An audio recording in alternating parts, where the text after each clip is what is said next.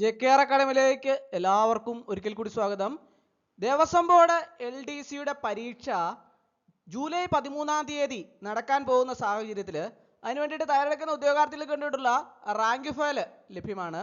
അതോടൊപ്പം തന്നെ ക്ലാസ്സുകളെല്ലാം തന്നെ നിങ്ങൾക്ക് ഈ ചാനലിലൂടെ ലഭ്യമാണ്. നമ്മൾ ഇന്ന് സ്പെഷ്യൽ ടോപ്പിക്സിന്റെ വളരെ പ്രധാനപ്പെട്ട ചോദ്യങ്ങളാണ് ഇന്നത്തെ ക്ലാസ്സിൽ നമ്മൾ ഡിസ്കസ് ചെയ്യാൻ പോകുന്നത്. നമുക്ക് ക്ലാസ്സിലേക്ക് കിടക്കുക. ആദ്യത്തെ ക്വസ്റ്റ്യൻ നോക്കാം. ക്ഷേത്രങ്ങളിൽ പ്രതിഷ്ഠിക്കുന്നതിന് മുൻപ് വിഗ്രഹം ശുദ്ധീകരിക്കുന്ന ചടങ്ങ് എന്താണ്? ക്ഷേത്രങ്ങളിൽ പ്രതിഷ്ഠിക്കുന്നതിന് മുൻപ് വിഗ്രഹം ശുദ്ധീകരിക്കുന്ന ചടങ്ങ് എന്താണ്? 4 ഓപ്ഷൻസ് ഉണ്ട്. ഏതാണ് ശരി ഉത്തരം? Option A, B, C, D. ഏതാണ് ശരി ഉത്തരം? ഓപ്ഷൻ ഡി ആണല്ലേ, ബിംബശുദ്ധി. ബിംബശുദ്ധി എന്നത് ക്ഷേത്രങ്ങളിൽ പ്രതിഷ്ഠിക്കുന്നതിന് മുമ്പ് വിഗ്രഹം ശുദ്ധീകരിക്കുന്ന ഒരു ചടങ്ങാണ്. വിഗ്രഹത്തിന് ദൈവിക ചൈതന്യം കൈവരുന്നതിന് ഇത് അത്യന്താപേക്ഷിതമാണ്. അപ്പോൾ ക്ഷേത്രങ്ങളിൽ പ്രതിഷ്ഠിക്കുന്നതിന് മുമ്പ് വിഗ്രഹം ശുദ്ധീകരിക്കുന്ന ചടങ്ങാണ് ബിംബശുദ്ധി എന്നത് അല്ലേ. അപ്പോൾ അതിന് വിഗ്രഹത്തിന് ദൈവിക ചൈതന്യം കൈവരുന്നതിനാണ് ഇത് അത്യന്താപേക്ഷിതമാണ്. അടുത്ത ക്വസ്റ്റ്യൻ. ഒരു ക്ഷേത്രത്തിലെ പ്രധാന ശ്രീകോവിലിന്റെ പേരെന്താണ്? 4 ഓപ്ഷൻസ് ഉണ്ട്. ഏതാണ് ശരി ഉത്തരം? ഒരു ക്ഷേത്രത്തിലെ പ്രധാന ശ്രീകോവിലിന്റെ പേരെന്താണ്? എന്താണ് ശരി ഉത്തരം? കണ്ടുപിടിച്ചോ? ഏതാണ്? ശ്രീകോവിൽ അല്ലെ. ക്ഷേത്രത്തിലെ പ്രധാന ദേവതയുടെ പ്രതിഷ്ഠയുള്ള ഭാഗമാണല്ലേ ശ്രീകോവില്. ഇത് ക്ഷേത്രത്തിന്റെ ഹൃദയഭാഗമായി കണക്കാക്കപ്പെടുന്നു. ഇപ്പോൾ അമ്പലത്തിലൊക്കെ തൊഴാൻ പോകുന്ന എല്ലാവർക്കും അറിയാവുന്ന ഒരു കാര്യമാണല്ലേ. നിങ്ങൾ ശ്രീകോവിലിന്റെ മുമ്പിൽ നിന്നാണ് ദേവതയെ പ്രാർത്ഥിക്കുന്നത് അല്ലേ. അപ്പോൾ ആ ക്ഷേത്രത്തിലെ പ്രധാന ദേവതയുടെ പ്രതിഷ്ഠയുള്ള ഭാഗമാണ് ശ്രീകോവിൽ. ഇത് ക്ഷേത്രത്തിന്റെ ഹൃദയഭാഗമായി കണക്കാക്കപ്പെടുന്നു. അടുത്ത ക്വസ്റ്റ്യൻ. ക്ഷേത്രത്തിലെ ബലിക്കല്ലുകൾ എന്തിനെയാണ് പ്രതിനിധീകരിക്കുന്നത്? ക്ഷേത്രത്തിലെ ബലിക്കല്ലുകൾ എന്തിനെയാണ് പ്രതിനിധീകരിക്കുന്നത്? 4 ഓപ്ഷൻസ് ഉണ്ട്. ഏതാണ് ശരി ഉത്തരം? ഏതാണ് ശരി ഉത്തരം? ഓപ്ഷൻ സി ആണല്ലേ, ഭൂതഗണങ്ങളെയും പരിവാര ദേവതകളെയും. ഭൂതഗണങ്ങളെയും പരിവാര ദേവതകളെയും. ക്ഷേത്രത്തിലെ ബലിക്കല്ലുകൾ പ്രധാനമായും ഭൂതഗണങ്ങളെയും പരിവാര ദേവതകളെയുമാണ് പ്രതിനിധീകരിക്കുന്നത്. ഇവയ്ക്ക് ബലിതർപ്പണം നടത്തുന്നതിലൂടെ ക്ഷേത്രത്തിന്റെ പരിധിയിലുള്ള എല്ലാ ചൈതന്യങ്ങളെയും തൃപ്തിപ്പെടുത്തുന്നു എന്നാണ് വിശ്വാസം. അപ്പോൾ ക്ഷേത്രത്തിലെ ബലിക്കല്ലുകൾ എന്തിനെയാണ് പ്രതിനിധീകരിക്കുന്നത്? ഭൂതഗണങ്ങളെയും പരിവാര ദേവതകളെയും. അടുത്ത ക്വസ്റ്റ്യൻ. ക്ഷേത്രത്തില് ദീപാരാധന നടത്തുന്ന സമയത്ത് ഉപയോഗിക്കുന്ന പ്രധാന വാദ്യം ഏതാണ്? ക്ഷേത്രത്തില് ദീപാരാധന നടത്തുന്ന സമയത്ത് ഉപയോഗിക്കുന്ന പ്രധാന വാദ്യം ഏതാണ്? 4 ഓപ്ഷൻസ് ഉണ്ട്. ഏതാണ് ശരി ഉത്തരം? ഓപ്ഷൻ ബി ആണല്ലേ, ഇടയ്ക്കയാണല്ലേ. ക്ഷേത്രങ്ങളിൽ ദീപാരാധന പോലുള്ള സമയങ്ങളിൽ ഉപയോഗിക്കുന്ന പ്രധാന വാദ്യങ്ങളിൽ ഒന്നാണ് ഇടയ്ക്ക. ഇത് ദേവനെ പ്രീതിപ്പെടുത്താനുള്ള താളവാദ്യമായി കണക്കാക്കപ്പെടുന്നു. അമ്പലത്തിലൊക്കെ തൊഴുമ്പോൾ, ക്ഷേത്രത്തിലൊക്കെ തൊഴുമ്പോൾ നിങ്ങൾ കണ്ടിട്ടുണ്ടാവും, ദീപാരാധന സമയത്ത് ഇടയ്ക്ക കൊട്ടുന്നത് കണ്ടിട്ടുണ്ടാവും അല്ലേ. അപ്പോൾ എന്തിനാണ് ക്ഷേത്രങ്ങളിൽ ദീപാരാധന പോലുള്ള സമയങ്ങളിൽ ഉപയോഗിക്കുന്ന പ്രധാന വാദ്യങ്ങളിൽ ഒന്നാണ് ഇടയ്ക്ക. ഇത് ദേവനെ പ്രീതിപ്പെടുത്താനുള്ള താളവാദ്യമായി കണക്കാക്കപ്പെടുന്നു. അടുത്ത ക്വസ്റ്റ്യൻ. ക്ഷേത്രങ്ങളിൽ കൊടുമുടിയുടെ മുകളിൽ കാണുന്ന ഭാഗം അറിയപ്പെടുന്നത് എന്താണ്? ക്ഷേത്രങ്ങളിൽ കൊടുമുടിയുടെ മുകളിൽ കാണുന്ന ഭാഗം അറിയപ്പെടുന്നത് എന്താണ്? 4 ഓപ്ഷൻസ് ഉണ്ട്. ഏതാണ് ശരി ഉത്തരം? ഏതാണ്? ഓപ്ഷൻ സി ആണല്ലേ, താഴികക്കുടം. ക്ഷേത്രങ്ങളിൽ ശ്രീകോവിലിന്റെയൊക്കെ മുകളിൽ കൊടുമുടിയുടെ അഗ്രഭാഗം കാണുന്ന ലോഹം കൊണ്ടുള്ള ഭാഗമാണ് എന്ത്? താഴികക്കുടം. ഇത് ക്ഷേത്രത്തിന്റെ ചൈതന്യത്തെ സംരക്ഷിക്കുന്ന ഒന്നായി കണക്കാക്കപ്പെടുന്നു. അടുത്ത ക്വസ്റ്റ്യൻ. ഒരു ക്ഷേത്രത്തില് കൊടിയേറ്റ് നടത്തുന്നത് ഏത് ഉത്സവത്തിന്റെ ആരംഭത്തിലാണ്? ഒരു ക്ഷേത്രത്തില് കൊടിയേറ്റ് നടത്തുന്നത് ഏത് ഉത്സവത്തിന്റെ ആരംഭത്തിലാണ്? 4 ഓപ്ഷൻസ് ഉണ്ട്. ഏതാണ് ശരി ഉത്തരം? ഓപ്ഷൻ സി ആണല്ലേ, ഉത്സവം. ക്ഷേത്രങ്ങളിലെ വാർഷിക ഉത്സവങ്ങളുടെ ആരംഭം കുറിക്കുന്നത് കൊടിയേറ്റോടു കൂടിയാണ്. ഇത് ഉത്സവത്തിന്റെ ഔദ്യോഗിക തുടക്കമായി കണക്കാക്കപ്പെടുന്നു. അടുത്ത ക്വസ്റ്റ്യൻ.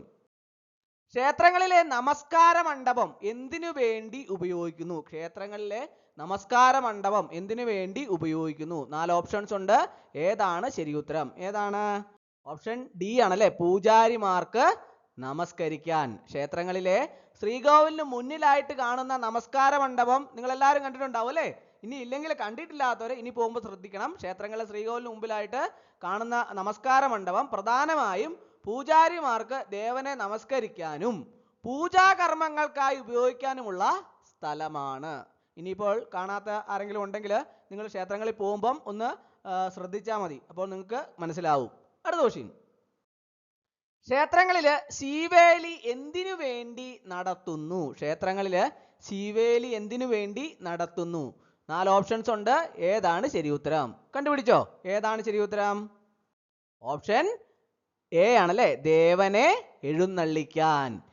ക്ഷേത്രങ്ങളില്, പ്രത്യേകിച്ച് കേരളത്തിലെ ക്ഷേത്രങ്ങളില് ദിവസേനയുള്ള പൂജകൾക്ക് ശേഷം ദേവനെ വാദ്യമേളങ്ങളോടുകൂടി ക്ഷേത്ര പ്രദക്ഷിണം നടത്തുന്ന ചടങ്ങാണ് ശീവേലി എന്ന് പറയുന്നത്. ഇത് ദേവനെ എഴുന്നള്ളിക്കുന്നതോടൊപ്പം ഉപദേവതകൾക്കും ബലിതർപ്പണം നടത്തുന്നതിന് കൂടിയാണ്. അപ്പോൾ ക്ഷേത്രങ്ങളിലെ ശീവേലി എന്തിനു വേണ്ടിയാണ് നടത്തുന്നത്?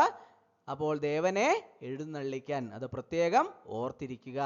അടുത്ത ക്വസ്റ്റ്യൻ, ക്ഷേത്രങ്ങളിൽ ഉപദേവതകളെ പ്രതിഷ്ഠിക്കുന്നതിനുള്ള സ്ഥലം ഏതാണ്?